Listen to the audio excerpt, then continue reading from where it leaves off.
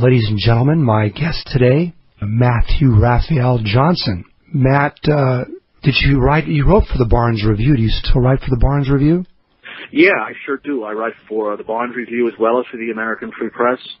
I left the world of journalism to go back into academia as a professor.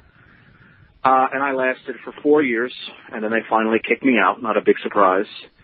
But it was a good 4 years, and I made a lot of friends. So now I'm back in journalism and writing full-time again. So my life is not boring. Well, what's interesting to me is the fact that it says here you are a Russian Orthodox priest.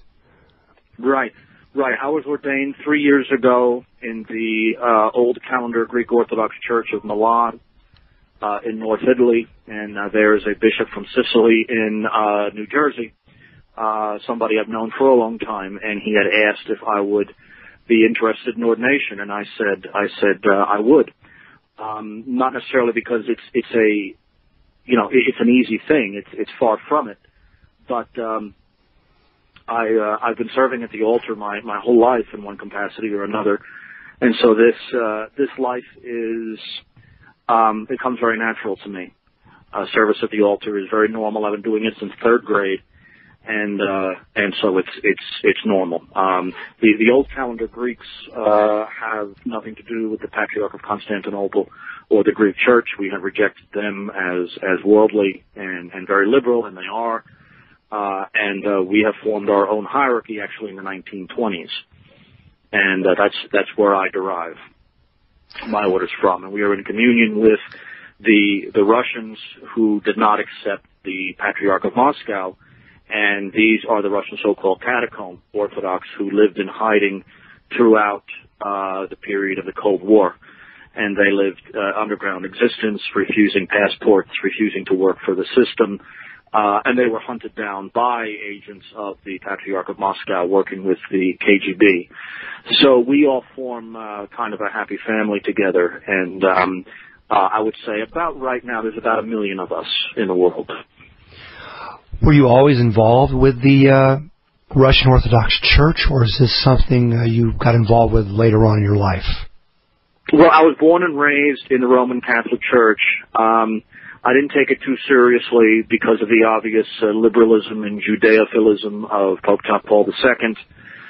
Even at a young age, I always thought that they were more politicians than anything else. I entered the Ukrainian church as a convert when I was in graduate school.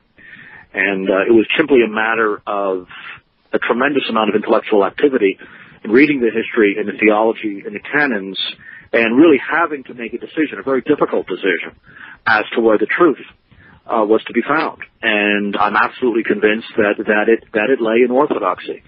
And it was a tremendous struggle. It was about a 2-year struggle. My mother, threatened to do all kinds of nasty things in retaliation. But I'm happy now and I'm settled. And if there's one thing that I'm convinced of, it's that I made the right decision back then. But that was about 13, 14 years ago. Now, is this church related at all to the old Catholic Church or the Serbian Orthodox Church?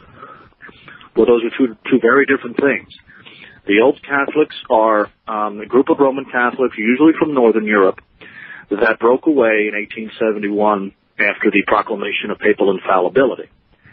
That group has largely fallen apart, and in fact, most of their more traditional members have gone into the Orthodox Church. The entire Ukrainian Old Catholic Church went into Orthodoxy. The entire Serbian Old Catholic Church went into Orthodoxy. In fact, they came with us. Most of the so-called Polish National Church in Europe was absorbed into the Russian Orthodox Church. I think as far as Old Catholicism now, they're generally a group of very loud homosexuals who really have no real institutional presence whatsoever. They're pretty much a dead letter, and most of their better people have gone into the Orthodox Church, and in fact, many of them doing the old Western Rite, the Rite of the First Millennium Church, which my bishop happens to be a specialist in. In fact, my bishop was a Jesuit at one time, professor of Latin at Fordham many years ago, and who left the Jesuits in the Catholic Church and came to Orthodoxy via the Old Catholic movement. So that's a very, very strange bit of European history. But most of the Old Catholic movement has disappeared. There's a few left, and most of them have women priests and are mostly geared towards homosexuals right now. That's interesting. We have an Old Catholic church in Austin, Texas. That's where I broadcast from. And I visited the church a few times. I was curious. The priests there have the long hair and the beards and wear the black robes. And they told me that they were affiliated with the Serbian church now, Eastern Orthodox Church. But I was not aware of the affiliation until they brought it to my attention. Have you ever heard of this before? Well, we have a bishop in Austin, Bishop Hilarion, who had a monastery not too far from the university. He's kind of semi-retired. He was an Old Catholic. Bishop Hilarion, his last name is Williams. He was Old Catholic for a long time, and who came into the Greek Old Town Orthodox Church ages ago. I'm not sure if we're talking about the same person. I know of no Old Catholic down there that has gone into the Serbian Church, but it's certainly possible. There was an Old Catholic movement, a very good Old Catholic. I mean, this is a long time ago, centered in Belgrade, that came to the Greeks as well. So it's very, very possible, but you really just have to be a full-timer to keep up with all of these movements and struggles. It really, I think it discourages a lot of people because there's so much commotion. But I think that you're right to make that connection, in that the best of the Old Catholics did come to Orthodoxy in one form or another. They never had any real kind of institutional integrity. They left the Roman Church over papal infallibility and absolutely developed nothing to compensate for it until they went to Orthodoxy. What little integrity they had was disrupted by the Orthodox throughout Europe, and now there's just a few left. Is the Serbian Church related to the Russian Orthodox Church? Well, that's also a very complicated issue. Like Russia, Yugoslavia was under the communists, and although much more humane communists in Yugoslavia than in the Soviet Union. And the Free Orthodox Church was born in America amongst the Serbian immigration. Since Tito's death in 1980, the Serbian Church has become freer, but maintains ties with the more liberal ecumenical wing based in Constantinople. The Patriarch of Serbia and the Patriarch of Russia are in communion with each other, and they view themselves as sister churches, and they celebrate together and everything else. Nevertheless, both in Serbia and in Russia, there is substantial revolt against the established church in the name of the ancient Orthodox tradition. As it stands right now, there is neither a Patriarch of Serbia or a Patriarch of Russia. The Patriarch of Serbia is incapacitated, and unfortunately, he's a very holy man. He used to be Bishop of Kosovo many years ago, and he's in the advanced stages of Alzheimer's. And of course, as you know, Alexei II died last year. Not a whole lot of Russian Orthodox are going to miss him. His career was financed by the KGB, as is very well known. He's not going to be missed. The real Orthodox people existed in the catacombs. They existed in house churches.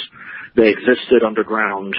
They even today have not fully come out from the catacombs. Still very nervous of what might await them.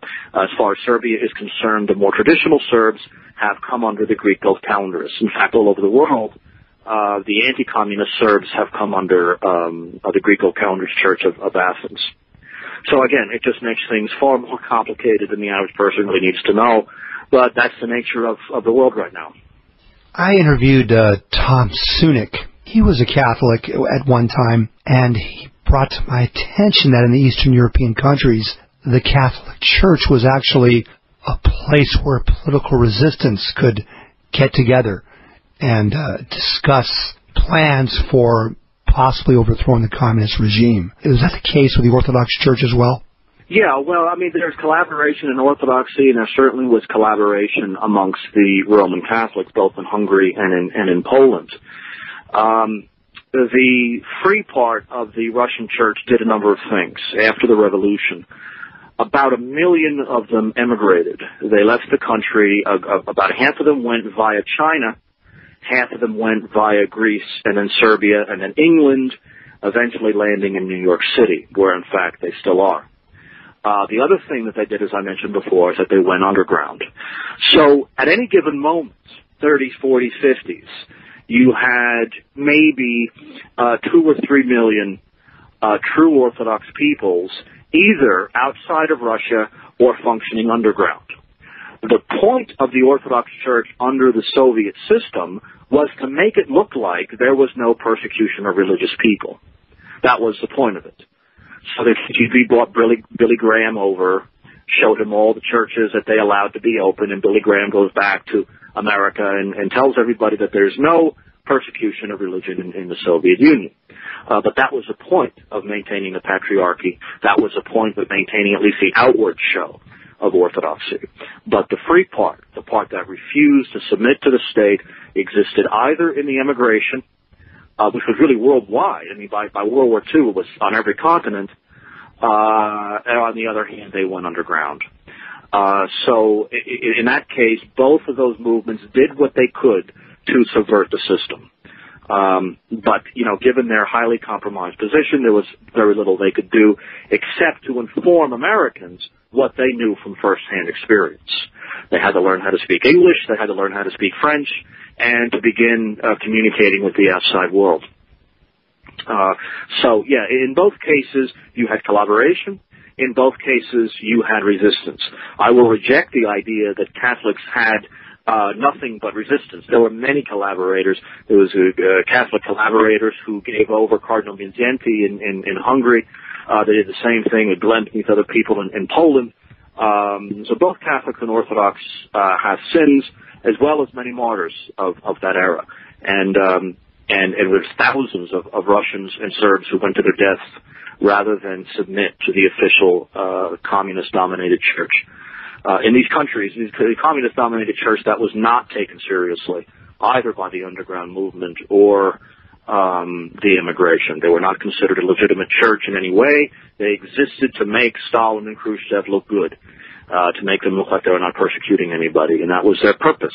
Unfortunately, you know, Alexei II came from this background.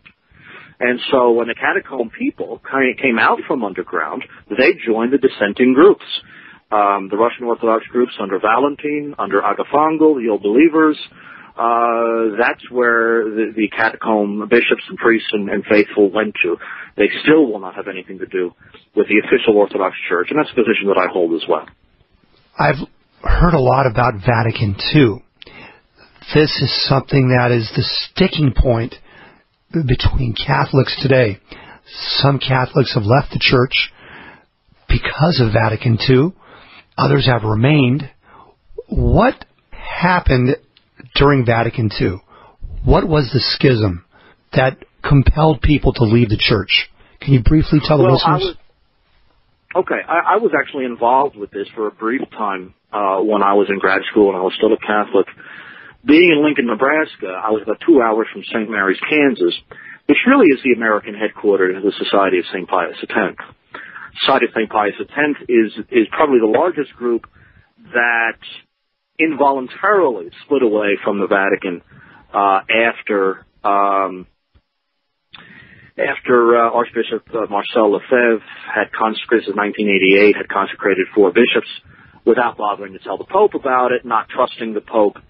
So really rejecting the idea that the Pope could impose a brand new liturgy upon the Catholic population.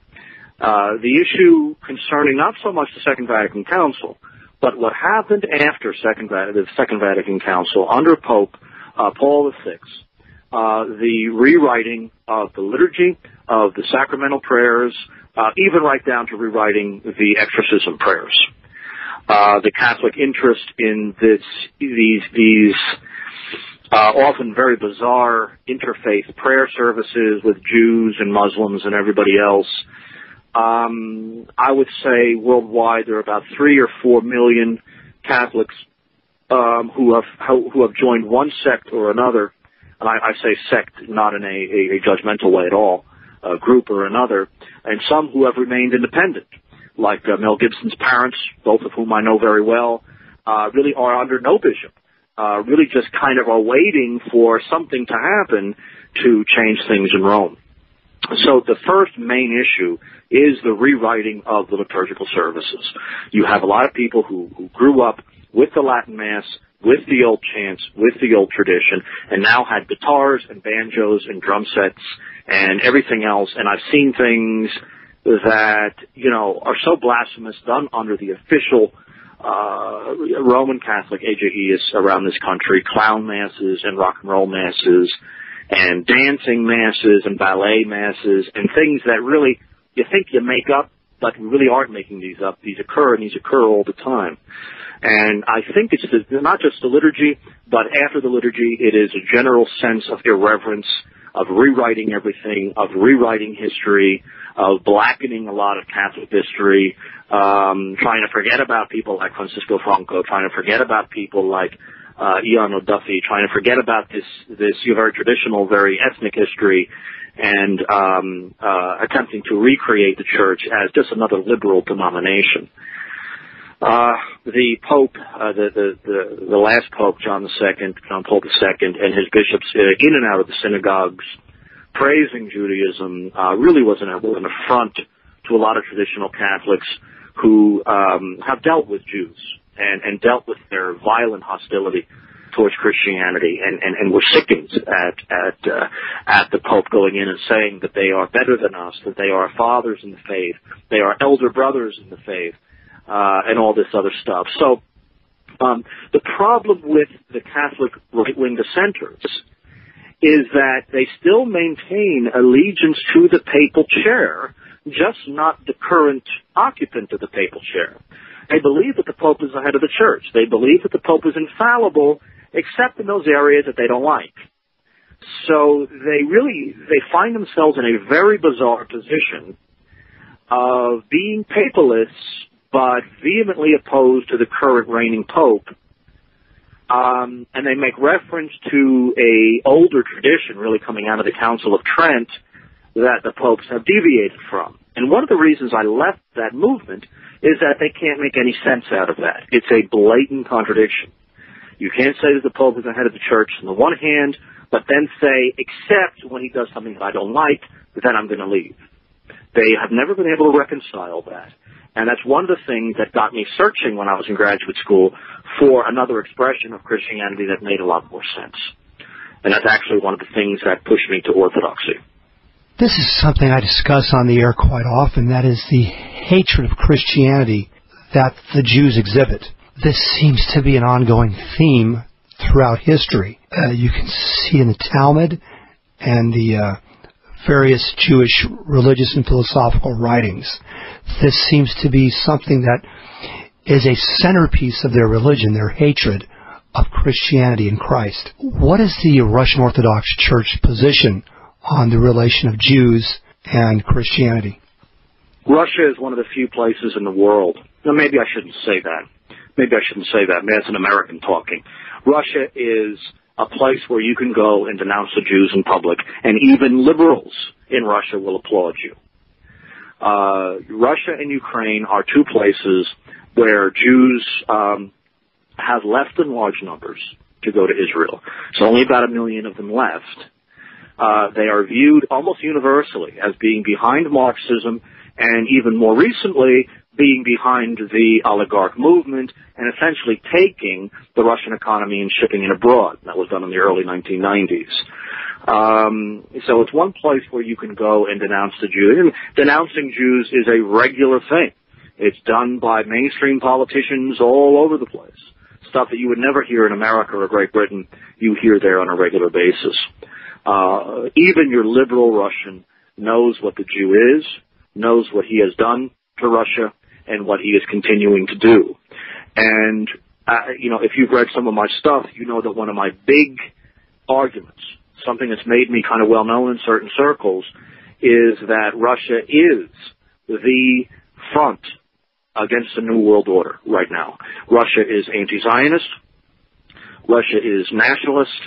Russia wants a complete destruction of the New World Order and is building alliances worldwide to bring the New World Order down. And there are several ways that that's being done. First is oil. The second is natural gas.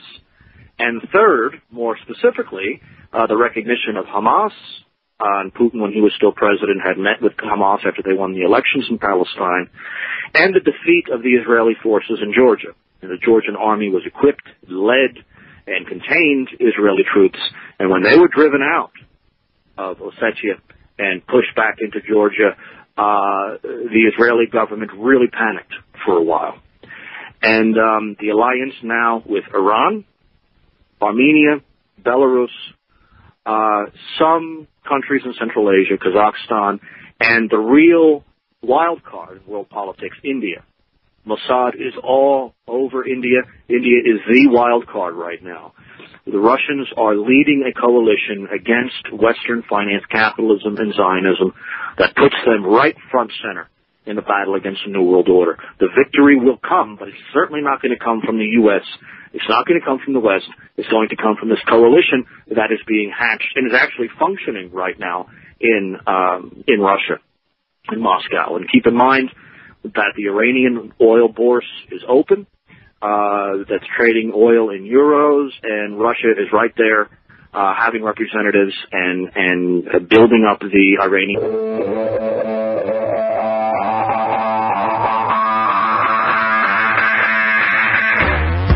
Let's return to Schaenk Talk Worldwide with Peter Schaenk fighting the war of perception 5 days a week. Only on the Voice of Reason. Dare to know.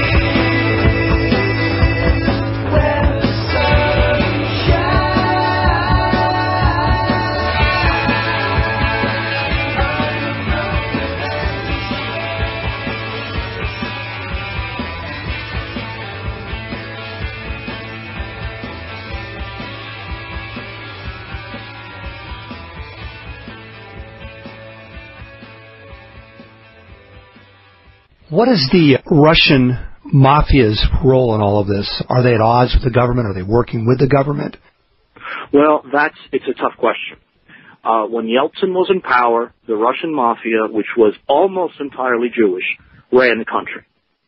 Boris Yeltsin was not sober enough to function as president of Russia.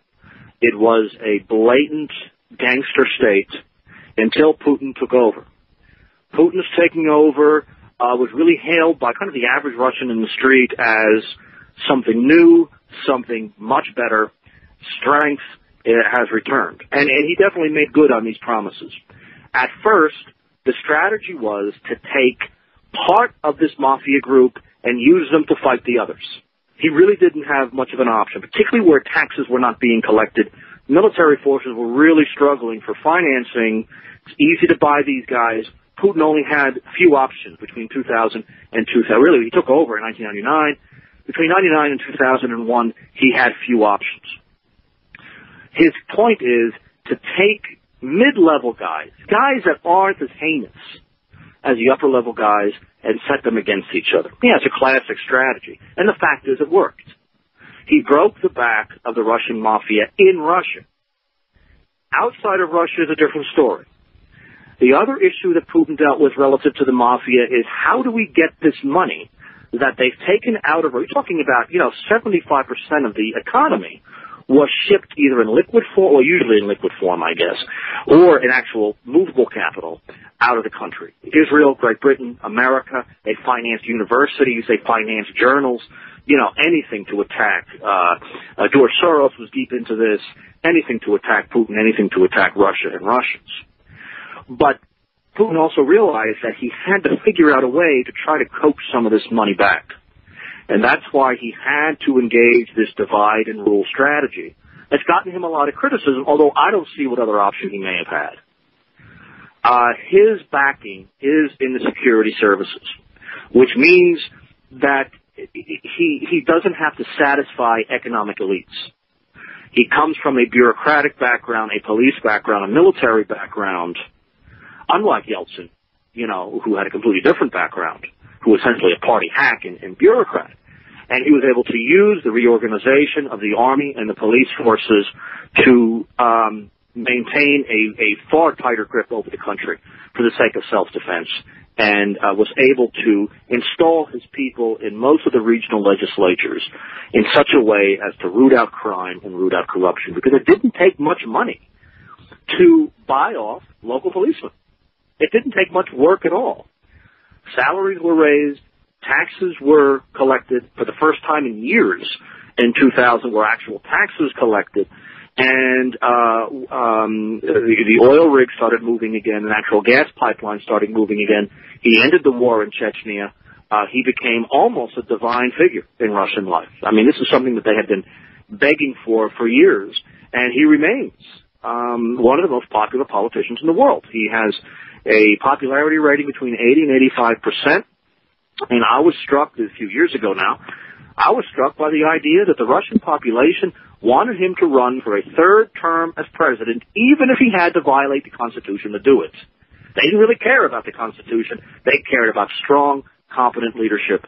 And now with Putin's successor, who's essentially a clone of himself, they've really continued the same policy. And so the Russian mafia has been decimated. I think that a lot of the mid-level guys that used to work with Putin have kind of been what we would call just kind of pensioned off. Some of them have just, been forced to take regular jobs. And Putin enriched himself, the military, as well as the government, in the money that he has recovered, both from abroad and from the oligarchs and the mafiosa itself. So, in general, it's been a successful strategy, given the fact that he had almost nothing to start with in 1999 when he took over. The KGB was originally created by Jews. They were the so-called hatchet men of the original communist regime. Is this still the case, or did it evolve and turn into a Russian animal versus a Jewish animal? You're exactly correct. It did change into a Russian animal. Keep this in mind. After the fall of communism in 1991, Gorbachev retires or is kicked out. Yeltsin takes over. KGB attempts to kick him out twice. After both failed attempts, Yeltsin will, this is one of the few very strong things he did in his career, will radically shake up the KGB, will radically shake up the police services. He'll retire a whole bunch of the old guard and bring in new people loyal to him. Putin has continued that process. After the coup attempt in 1992, the security services were radically remade and reformulated. Putin comes out of this reformulated, remade KGB with really brand new personnel. Yeltsin was not going to risk another coup attempt after 92 and 93, and he forced the old guard out. So you have at least two major shakeups under Yeltsin. You had more shakeups under Putin. Now I would say I would trust the FSB before I trust the CIA any day of the week. These ex-KGB are the people that created the Russian mafia. Is that correct? I wouldn't say that. At least by Friedman's, and I trust Friedman's analysis on this, Friedman plans to come out of the prison system. Friedman's thesis is that these were people who were put in prison, put in the Gulag system by the KGB, that these were mildly powerful Jews who really almost built up their own empires within the prison system. again, it didn't take much to broaden the arc back then. Even Solzhenitsyn mentions that. So their empire actually began as, how do you put it, a system within the prison system. And then when they were released, they were able to take advantage of the one thing that kept the Soviet economy afloat. Well, other than American money, the thing that kept the Soviet economy afloat was the black market.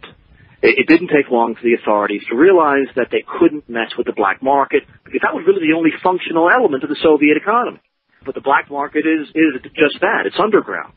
And this is where the mafia, particularly in the early 90s, really got its footing. When things looked unstable in Russia, they took a lot of that liquidity, a huge amount of money, and brought it to America, Great Britain, Hungary, and of course Israel itself. Pornography, drugs, particularly ecstasy, which is always a Jewish drug. Pornography, drugs, and the white slave trade has become their stock in trade right now. The only difference is Timo Mogilovich, who was just arrested recently. Mogilovich decided to make his money in weapons. There's another guy who was just arrested just a few weeks ago, Victor Butt, who actually has been supplying the rebels with weapons in Sudan, in Darfur. But other than there are exceptions more than the rule. Usually it's prostitution, pornography, slavery, drugs. You almost could consider them one industry because they're very closely related. That's where these guys have gone into to make their money. But keep in mind that their startup capital was, the working labor of the Russian people in and out of the prison system. And that's what makes their arrogance so outrageous. And they've bought into the Carnegie Institute, they've bought into Amnesty International, so many groups that then defend them and attack Putin. And that's really the brazen arrogance of this group of guys. But they've been, make no mistake, as far as Russia is concerned, they've been crippled. Outside of Russia, very different story. The Russian mafia is a Jewish mafia, so to speak, at least right. Outside of Russia. What is Israel's position on these Jews that run the Russian mafia? Their position is, please move to Israel and bring your money with you. I think pretty much is their main point of view. The Israelis are far from stupid people. They realize what a big mistake it is to anger the Russians. They realize that the big mistake is to get Putin angry at them. They know the weapons that Putin has, and after their defeat in Georgia, it was a stupid move on their part. Now the Russians are bringing nuclear power plants into Syria. As we speak right now. So the Israeli position is we really have to be careful. We're not dealing with the Americans here who will believe anything we tell them.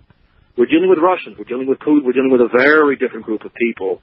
And so we have to be careful. Of course, the Israeli position remains firm that they will never extradite a criminal because non-Jews cannot judge Jews. That's in the Talmud. That's all over the place. That is part of the Israeli code. But it does remain the case, and you should be impressed by this, I'm impressed by this, that very few of the Russian Jewish mafiosi function out of Israel.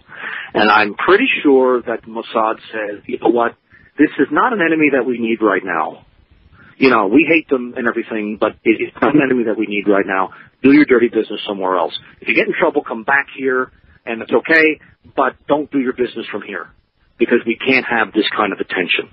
So I think that it's an unspoken position. A real specialist and journalist have to kind of get to the bottom of this, but that seems to be the Israeli position right now. I read that some of the Russian mafia actually are able to use their right of return and move to Israel, and it's astonishing that the Israelis don't care if these fellows were involved with pornography or white slavery. As long as they're Jews, they have the right of return. Can you give us a rundown of some of the major figures in the Russian mob? The kingpin of them all, and this was really the biggest victory for Putin, was Mikhail Khodorkovsky. He was a billionaire when he was 29. He had bought heavily into the Russian oil and gas industry. Back in, I want to say, 2002 now. I could be 2003. he was planning on selling the entire, multi-trillion-dollar Russian oil and gas industry to ExxonMobil. On his way in his limousine, bulletproof limousine, to go and sign the deal, Russian special forces stopped him and arrested him. Russia would have lost its sovereignty. Had Khodorkovsky sold off the Russian oil and gas industry to ExxonMobil, who was deeply involved with Israeli politics and Mossad, very much a part of the neocon movement, financed John McCain, a ridiculous amount of money. Russia would have lost its sovereignty. So Khodorkovsky kind of is in and out of prison, but he does travel now and makes all kind of anti-Putin statements wherever he goes. Khodorkovsky is very close with the Rothschild family, and Khodorkovsky and the Rothschilds donate a substantial amount of money. They've donated money to Amnesty International, and in particular the Carnegie Institute for International Peace. So Khodorkovsky would be the big one. The second one I've mentioned already, Simon Mogilovich. Now, because he lives in Hungary, he is not in a Russian prison, most unfortunately, although he was recently arrested. Off the top, I can't remember the explicit charge. But Simon Mogilovich is really the sleaziest of the bunch. In the early 90s, he bought up the completely decrepit Hungarian weapons manufacturing for the Warsaw Pact. So this man has an army of tanks and fighters at his disposal. But he is also involved, like Victor Bout is another one who I've mentioned already. He is involved in selling weapons to different countries around the world. And that's where they make their money. The fourth guy goes by the name of Tarzan. I used to know his name years ago, I can't think of it now. Tarzan controls American pornography. He also controls the ecstasy trade, and he is based in Florida. They call him Tarzan because he's such a swinger. He has a whole chain of these clubs that, husband and wives can go to and they could exchange partners. He's big into this. And apparently, this is a big money industry. At the moment, that is that's the rundown of your major figures. Now, after that, there are a group of lesser people who run Brooklyn. They run Brooklyn out of a restaurant called the Odessa. Odessa is a very Jewish city on the Black Sea in Ukraine. They named their big restaurant in Brooklyn the Odessa to reflect that. And essentially, it is the judiciary of the borough of Brooklyn. You have a problem, the cops don't want to help you, you go to them. In the upper room of the Odessa is where that mafia group, there's 7 or 8 of them, essentially hold court on a regular basis. There is no action against them. There is absolutely no FBI action against them. New York City PD have no interest in dealing with them.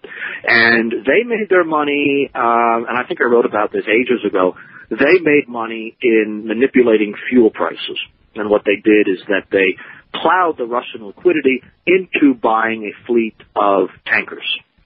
Really, diabolically brilliant move on their part. And they're able to control at least a fraction of the fuel getting in and out of New York Harbor. So that's pretty much the major bunch right now. None of these guys work out of Israel, and I think that should be significant. The Israelis, I don't think, want that attention from the security services of the Russian Federation right now. Those are the big figures anyway.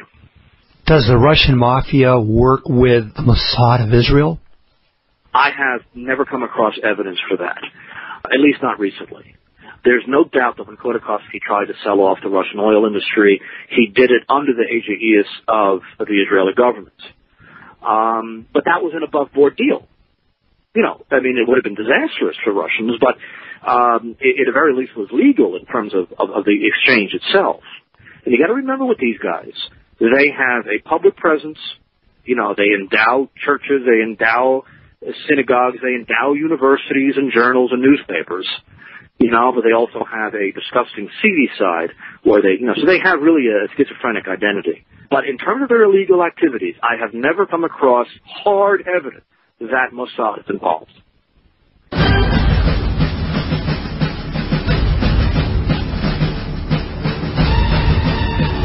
We'll be right back after a brief intermission. Don't go away, because there is more on Shank Talk Worldwide with your host Peter Schaenk on the Voice of Reason Broadcast Network.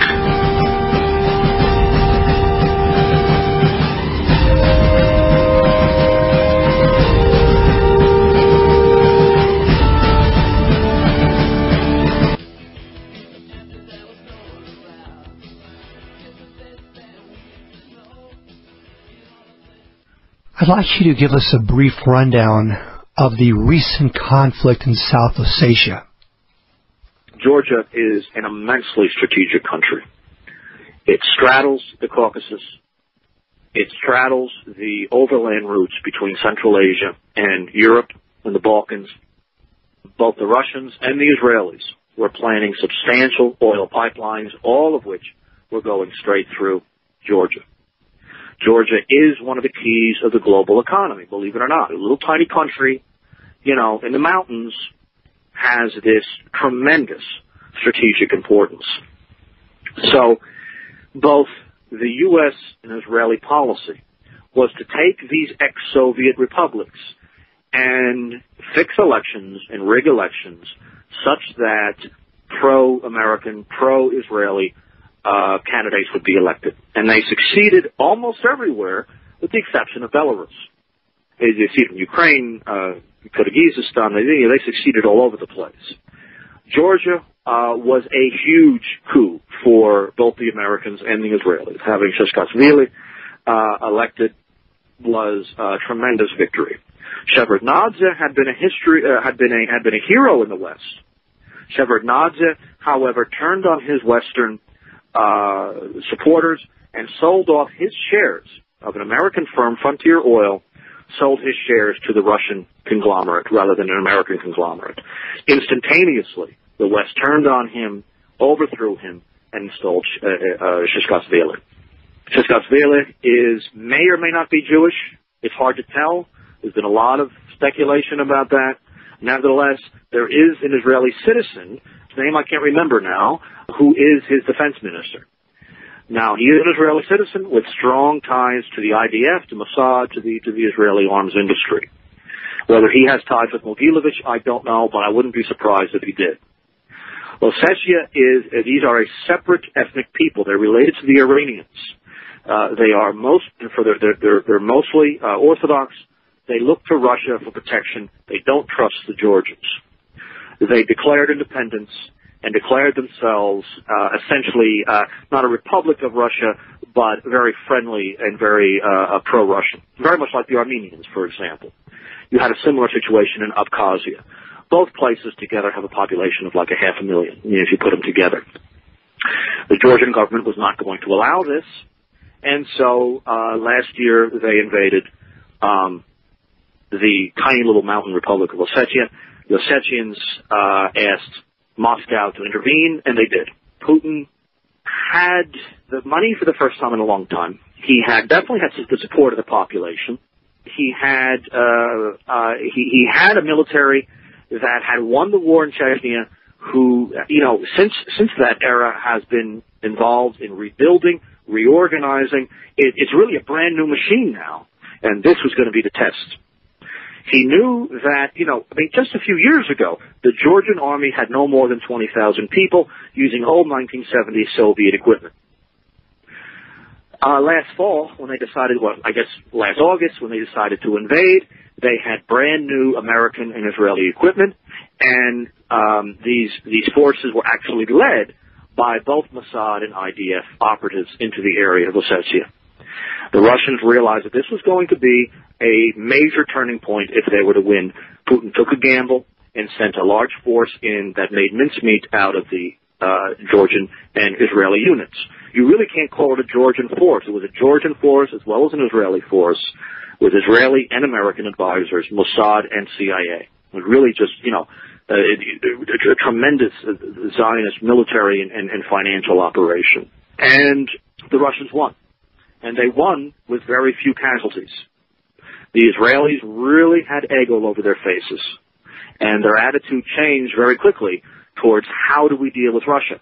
And I find it fascinating that Russia is rebuilding Syria's army, Syria's nuclear power, Syria's gas and oil with very little protest from the Israelis. The Israelis really got a punch in the face.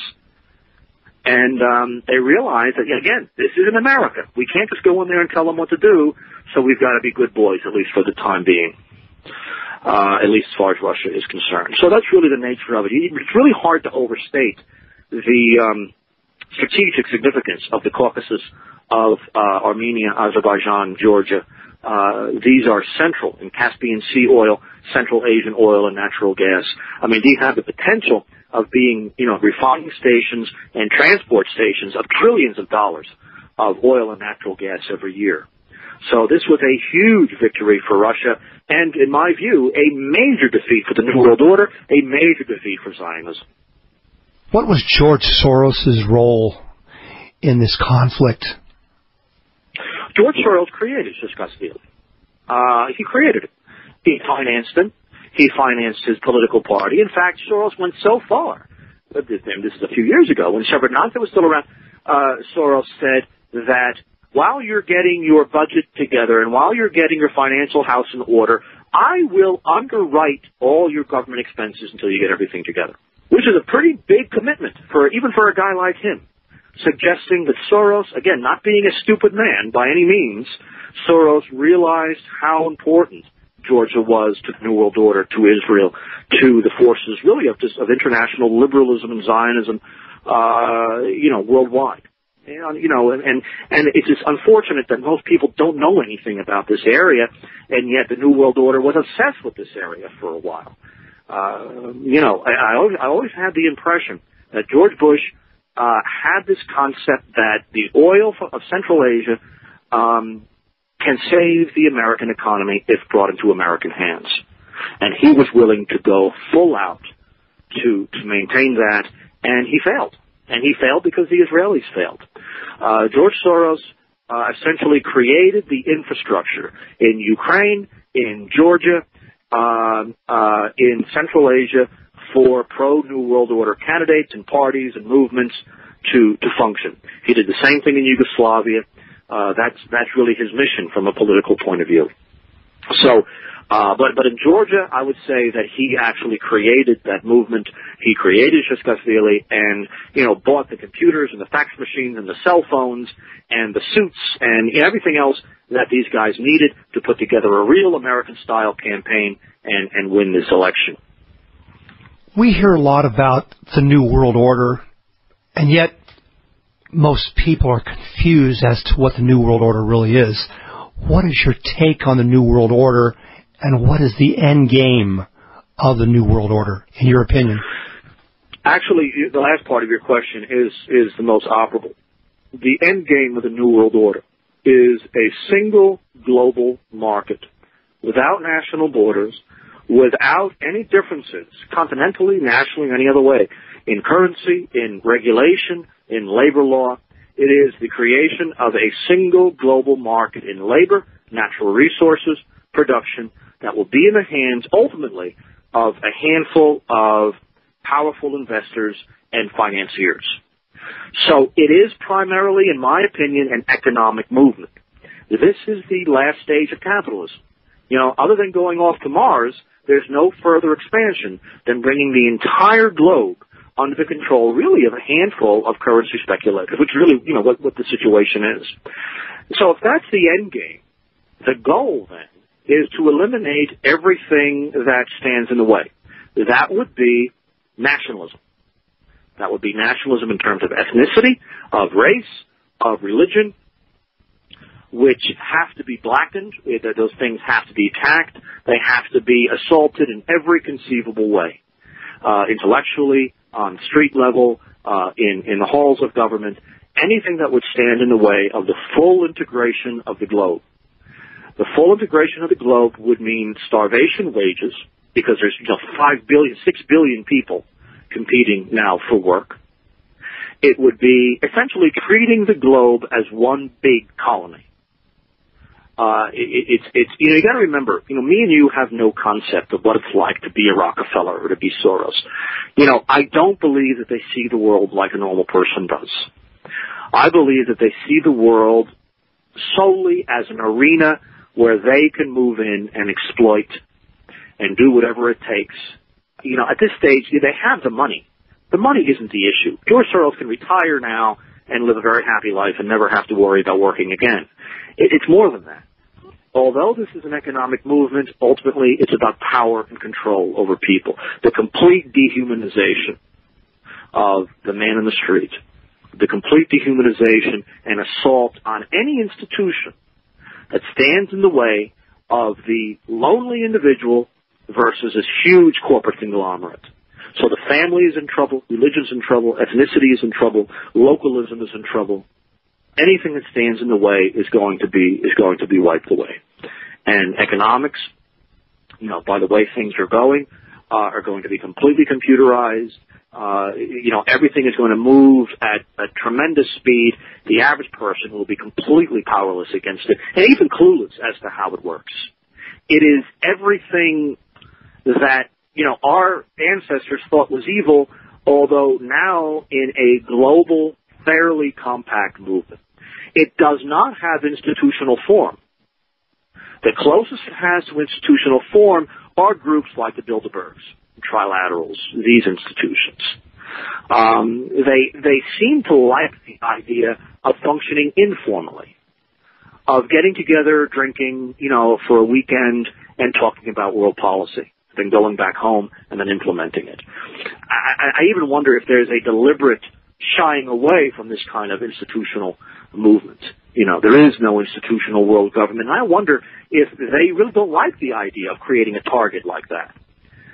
They'd like this sort of backdoor, informal way of approaching things. And I think as far as the third world is, you know, I started off in college.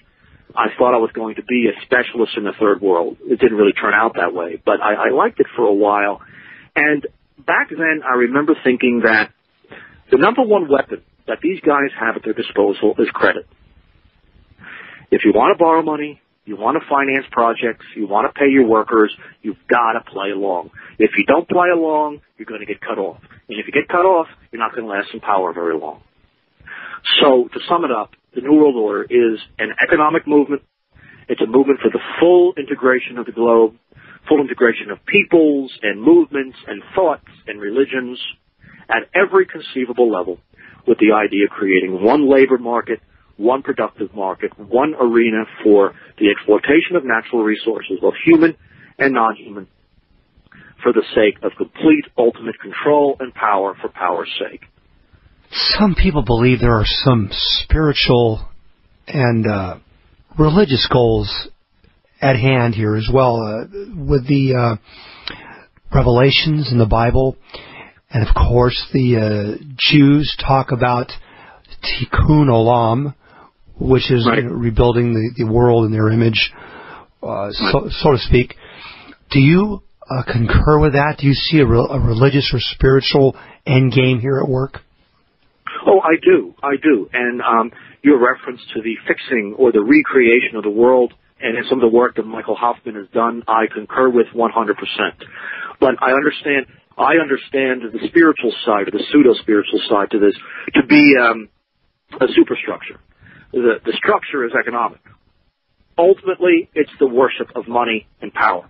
Now, whether they attempt to ritualize that and justify that in terms of some kind of pseudo make-believe New Age nonsense, that's something that they're doing to really just to hoodwink the average person. I think ultimately we can use the ordinary categories of power, self-worship, these kinds of things. I mean, even in Hoffman's work, the ultimate endgame of Judaism is Judaism as its own Messiah. Judaism worshiping itself and demanding that everyone else worship along with them. So, I mean, that's as far as I'm willing to go there. But there's no doubt that there is a religious side to this, and the religious side is to be found in institutions like the World Council of Churches. It's not an accident that the World Council of Churches was created and is still financed by the Rockefeller Foundation, by Archer Daniels Midland, and in fact, the former CEO of Archer Daniels Midland used to be the head of the World Council of Churches. Duane Andreas is his name. So you're looking at an integrated reality. The integration of economics, of a pseudo-religion, the different secret societies that have existed throughout the world. Really, they're finding their integration. They're finding their synthesis really in our generation. And that's why you have this huge upsurge in this apocalyptic thinking. I do share in that to some extent. I'm not going to make predictions or anything, but I understand where this is coming from. This is the first time that these forces have had complete global control. There are a few holdouts, though, and I've mentioned them before. I think the Iranians are holdouts. I think Belarus is a holdout. Russia, Armenia. There's a few. To some extent, China, although I'm iffy about that. China is leaning towards Russia rather than to the U.S. There is a coalition present that can challenge this movement. I think the Iranians have done an excellent job, but the Iranians are doing it with Russian assistance. So, again, there's bad news, but there's always good news. And I'm telling you right now, the good news is in this Russian-led coalition. Russia is going to be the salvation. I'm absolutely convinced of it. The Russians will be the salvation of the West. That's exactly what Russia wanted to be for many years before they became communist. Right. They wanted that kind of respect.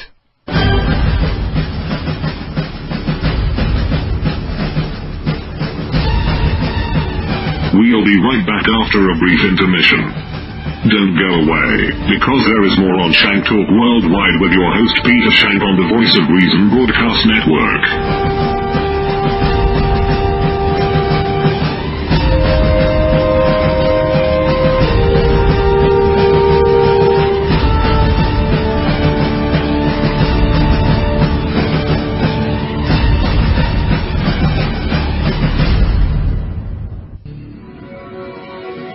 Miami, Florida, March 1995. 2 U.S. customs agents are working undercover, investigating a pair of Lithuanians involved in an international car theft ring.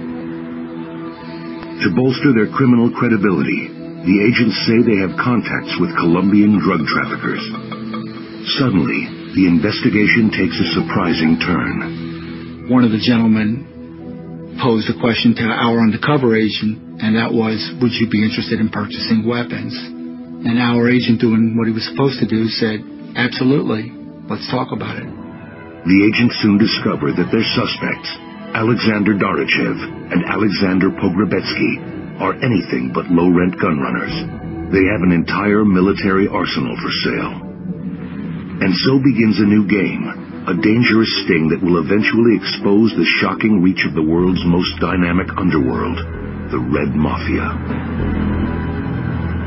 The Red Mafia, a term covering organized crime groups from all the former Soviet republics, emerged with a vengeance from the rubble of the USSR. With the fall of communism, decades of institutionalized corruption morphed into a free market free-for-all.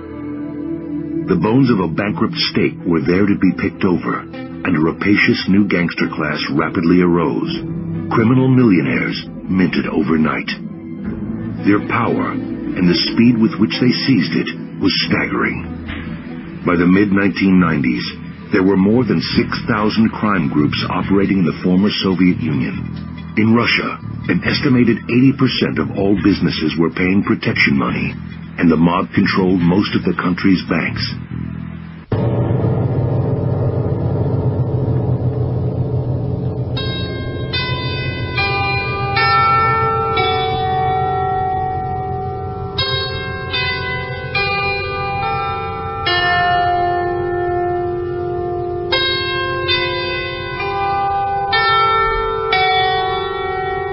Let's return to Schaenk Talk Worldwide with Peter Schaenk fighting the war of perception 5 days a week. Only on the Voice of Reason. Dare to know. What do you think is a good way for a revolutionary today to combat this? Do laws have to be broken in order to thwart the system? Well, that's a very good question. All the interviews I've done, no one has ever asked me that before. It's definitely a credit to you that you've been able to kind of pick this out. Mike Hoffman told me once over the phone, 8 million years ago, he said that the system wants us to do stupid things. The system wants us to blow up buildings and to shoot people and everything else. They would love nothing else than for us to do these things. It would justify imprisoning us in large numbers, killing us in large numbers. Let's face it, the only people who benefited from 9/11 were the neocons and the Israelis. Regardless of who you think is behind it, the question cui bono is central. The only people who benefited were the Israelis and the neocon movement with George Bush. No one, certainly the Arabs did not. The Muslims did not benefit from that. So what does that mean then? It means that we have to do a few things. We have to be mature. We have to realize that we are in an age of suffering. For us as Americans, we are dealing with nothing what people like Solzhenitsyn dealt with in the Gulag. We're not even near that level of suffering yet. So we're doing okay, relatively speaking. We are going to have to suffer. I've lost jobs. I lost a teaching job at Mount St. Mary's University, because of this. And these sorts of things. People have lost family. People have lost friends. This is something we have to deal with. You go along this path, you have to realize we're going to have to suffer. Our lives are not about being happy, being contented. Our lives are about struggle. And we have to be man enough to recognize that. If we lived in a sane world, who knows what I'd be doing right now? I don't know what kind of job I'd have. The only reason I'm doing what I'm doing is because I live in an insane world. But, years ago when I decided to do this, I knew that it was going to be rough. I was going to make enemies. I was going to be attacked physically. I was going to be attacked verbally and in every other way. My opinion in terms of real political and social activism is that we function on the local level.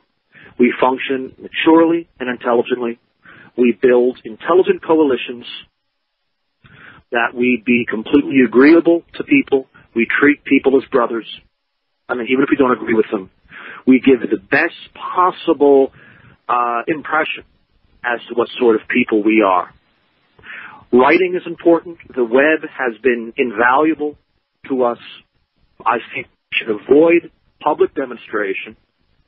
I think we should maintain the life, really a quiet simplicity, the influence of our community life, how we function in our neighborhoods, spreading the idea of virtue, spreading the gospel, however we can do it. We do it as intelligent, agreeable, happy people. We are doing God's work here, and hence we really can't go wrong, even if we come under attack. If Solzhenitsyn could write book after book about how he could be happy in the Gulag, what kind of happiness can we find in these struggles? And I think that our movement, the sort of nationalist Christian movement in America and elsewhere, hasn't taken this seriously. What are the psychological requirements for us to function within this movement? As far as I know, no one is dealing with that issue. How do we deal with our children, our wives, our parents, our friends at school? How do we function in these environments without looking like we're nuts, on the one hand, and being too soft on the other hand? There's a deep psychological element here. There have been moments where I just wanted to give it all up and I just want to be like everybody else. But, of course, I knew I couldn't live with myself if that was the case. So the psychological element that you mentioned, how do we live? How do we function? This is extremely important. I live in Amish country. I see how they live. I see how happy they are. I see how well their children behave. They seem to be unaffected by the economy around them. In fact, they seem to do better as the economy around us gets worse. So we have examples out there. And I think Russia has a lot to say because so many millions went to their deaths. They went to their deaths happily because they knew that they were dying the death of a martyr, and that it was better than living the humdrum life of some worker in a Stalinist factory. So we have examples everywhere. It's simply a matter of us being intelligent and mature in our dealings with the outside world, to function on the local level, and to give the best example of what kind of human being we can be. Not to be soft and to back down, but don't get in people's faces. Don't try to pretend you're something that you're not. Go in there and speak the truth and be as calm and as cool as possible. The regime would want nothing more than for us to haul off and beat the crap out of somebody because of their attack on us. They would love that we go to prison and they'd never hear from us again. The only way that we can make any headway is to continue to write, continue to be intelligent, not to use inflammatory language, not to use the foul language, not to use anything, but just simply state the truth in the most intelligent form that we know how, logical form that we know how, and with a very calm and cheerful demeanor. And I think with that approach, you'll convert a lot of people who would never dream of coming over to our site. You raise an important point there. I discuss this on the radio show quite often, and that's the fact that within so-called white nationalism, they have never learned this lesson. It seems that white nationalists are hell-bent on making fools of themselves and putting themselves in positions where the government can arrest them and throw the key away. It seems to be a trend in the white nationalist movement to use foul language to incite people to advocate violence, whereas people on the outside looking in are turned off by that, and other people think white nationalism is nothing but a front for the New World Order or Zionism, because they seem to be making the white race look pretty bad with regards to the other people around that are looking at them and their actions. I totally agree with you with regards to our presentation as a group and the fact that most revolutionaries today, or so-called revolutionaries, are basically doing it for their own self-gratification. They want to become stars in the media. They want to become personalities. So we have to do exactly what you're advocating. I completely agree with you. Whether it's white nationalism or any other revolutionary movement that's out to fight the New World Order, we must present ourselves in a mature, sane way. Right, and you have to get a sense of your audience. You know, if you have an audience that's kind of used to hearing this, you could be a bit more hardcore. But if you're talking with neophytes, you can't start off with, damn Jew this, damn Jew that. I mean, that's not going to work. You start slow. You bring them in with the question of, paying money to the Israelis and all this finance and nuclear weapons and everything. You start at the bottom and slowly bring them up. And let me tell you something. My years of teaching, there's one group of people that are more receptive to our anti-New World Order than anybody else, and that is black folks. Black folks at the university level have been my supporters and my defenders far more than the white people are. I don't know if it's Farrakhan's influence or if they have a strong kind of intrinsic nationalist point of view, but it's very rare that I come across a black man or woman in my academic life that is pro-Zionist. They are usually vehemently, even if they're apolitical on other things, they're vehemently anti-Zionist. And I found that group, as a matter of course, to be a far, far easier group of people to talk to than, for example, your average white middle-class person or a Jew. And that's also something you got to take your audience into consideration, what their level of knowledge is, what their ethnic makeup is, and what kind of coalition can we develop. And I've had a certain limited degree of personal success. And when you make friends, and they know that you're a good guy, and they know that you're smart, and that you're an idealist, it's so easy then to sit down with them over a beer and talk about the New World Order and this other thing. And I can't count the number of blacks who I have spoken to about the Jews who immediately begin nodding their heads. Oh, that's what my grandfather used to say. I have found this approach, it does succeed. And if you're their friend, and if you are friendly and moral, you will find a tremendous amount of personal success. And you'll make a lot of friends in the process. I think what you mentioned about some of these kooky groups, I think they are deep. FBI, I think they are designed to create violent situations. The book codenamed Green Kill about the Greensboro massacres in the 1970s, the FBI created that. They needed a violent confrontation. And that violent confrontation in Greensboro led to the current so-called anti-fascist movement, which is essentially a created mob that the system employs to attack pretty much anyone that the system wants attacked.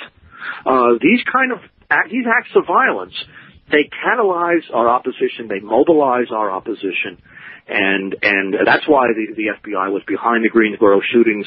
The FBI was behind the Nazi Party in Florida, behind the Nazi Party in Texas and elsewhere. FBI is all over the place. They're dying for a bomb to go off. They're dying for a gun to go off, and in hopes that the opposition can be mobilized.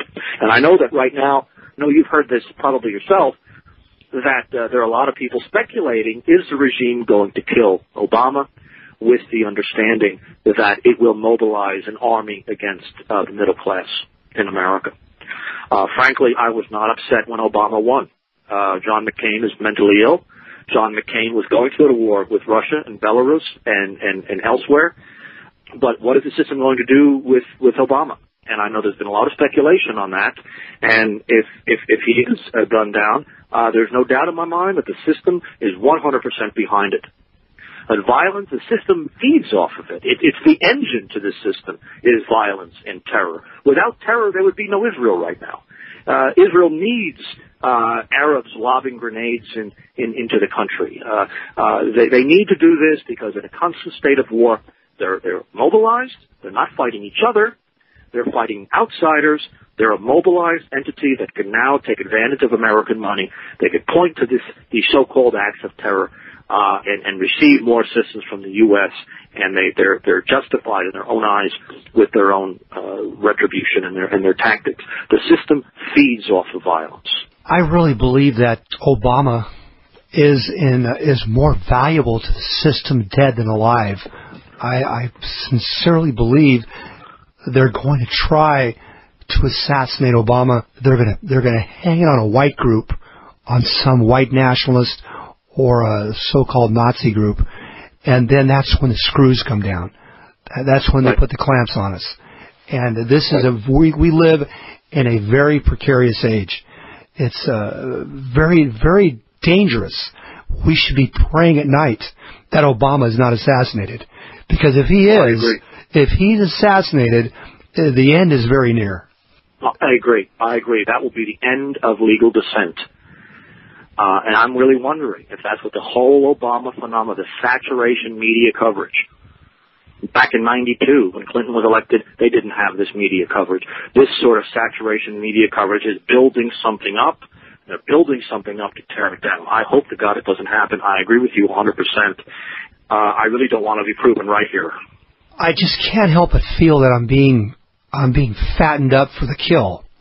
This is what I feel like when I watch the news coverage. They're presenting Obama as the new Messiah, a combination of Martin Luther King and John F. Kennedy. And it's just too transparent.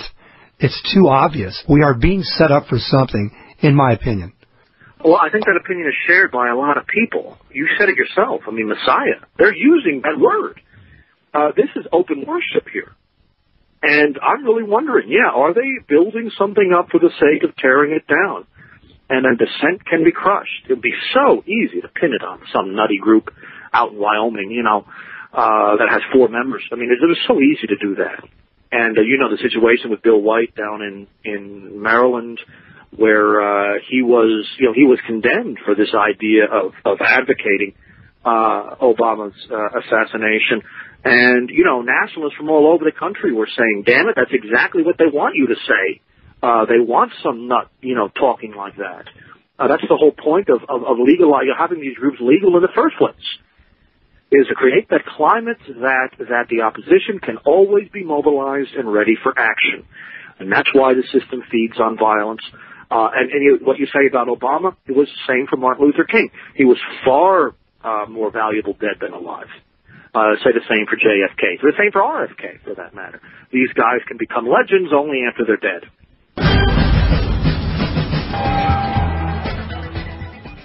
I want to thank you for joining me this afternoon, and I want to end our interview with one last question from your essay.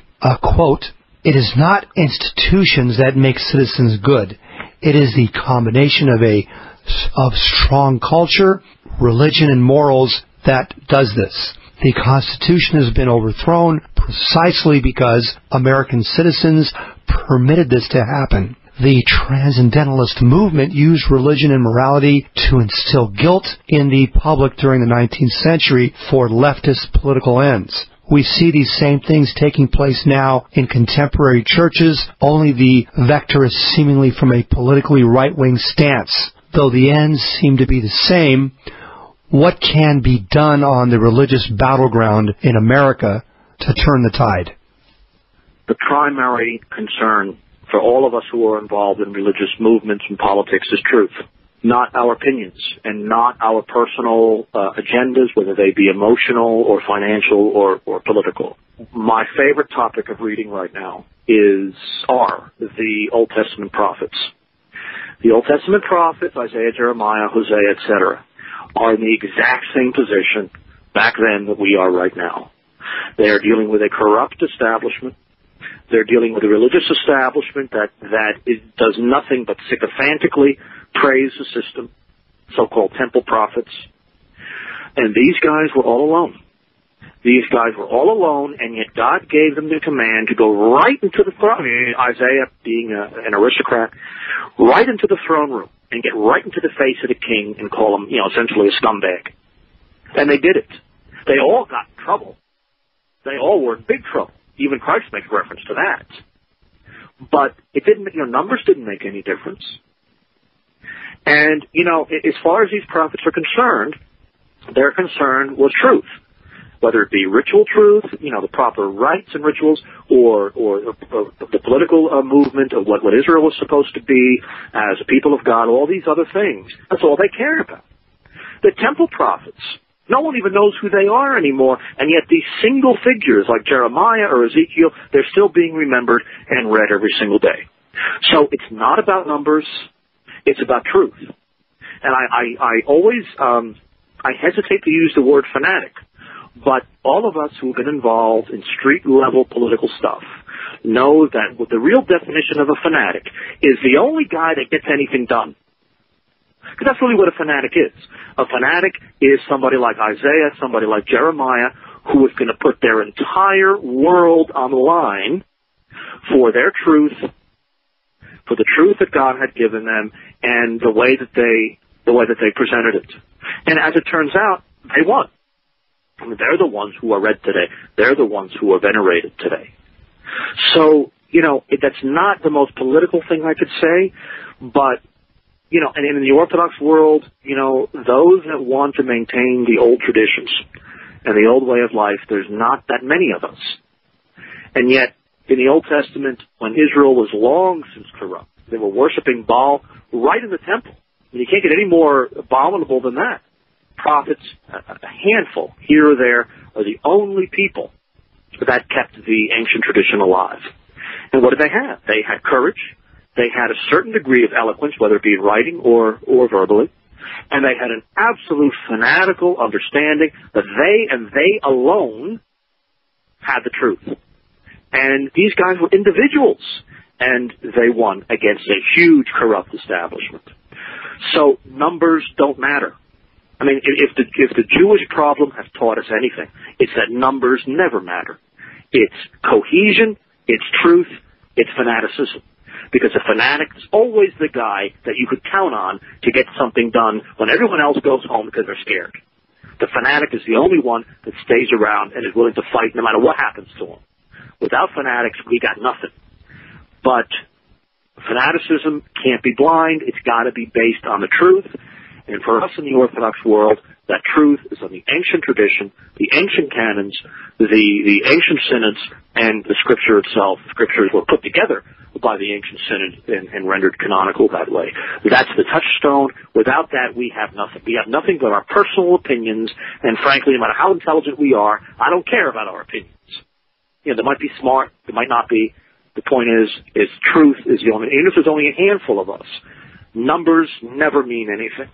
That seems to be one of my pet peeves with all of these movements, whether it's the Patriot movement or the 911 Truth movement or the white nationalist movement. It is full of people that put more weight or credence in their ideology versus the truth. If there is an inconvenient truth that destroys their theories, they just ignore it. They don't factor it in. And this is because they want to sell their books, their DVDs, their videos, and they don't want to present anything to the public that might discredit their personal theories or personal opinions. This is why we are losing. There is no group out there that I can see that is pushing for the truth, using all the available facts. I couldn't endorse anybody When I was in a unique position. I was the editor of the Barnes Review for a long time, and then I was at the same time working for the Spotlight, which eventually became the American Free Press. And that gave me a very unique position because anybody who was anybody in that movement eventually crossed my desk, a letter or an article. So I had a huge storehouse of material. And the one, you had some guys who were just idiots, others who were very intelligent, people in the middle. The one virtue that nobody had was humility. There was no sense that, and if I tried to correct somebody, even on a minor point, I would be called names, I would be verbally assaulted, and this was a normal, and it was very, very difficult. It was the worst part of my job. The American Free Press is about as good as it gets out there, and I'm very proud to be a part of them. But working there is very difficult because you are constantly in the crosshairs, not from communists or leftists. You're in the crosshairs from your own people. And I really, I burned out very quickly because of the constant verbal attacks from all of these patriots who knew better. And it was very, very frustrating. And that was more than anything else the reason why I wanted to give up there for a while. Because it was, the only thing worse than the system are the people who want to rescue us from it. And unfortunately, I learned that lesson the hard way down in D.C. So you're absolutely correct. Everything you've said so far has been 100% correct. Well, let's leave on a high note then. I want to thank you. You've been very generous with your time, and this was quite an honor for me to have you on the program, and it was a great pleasure as well. Raphael Johnson, I want to thank you, and please tell the audience how they can contact you at a website or an email or something. Sure. You could contact me, of course, through the American Free Press. They'll forward to me anything that you want to send. My website address is russjournal.com. Very simple. Russ, R-U-S, and then journal, all one thing, russjournal.com.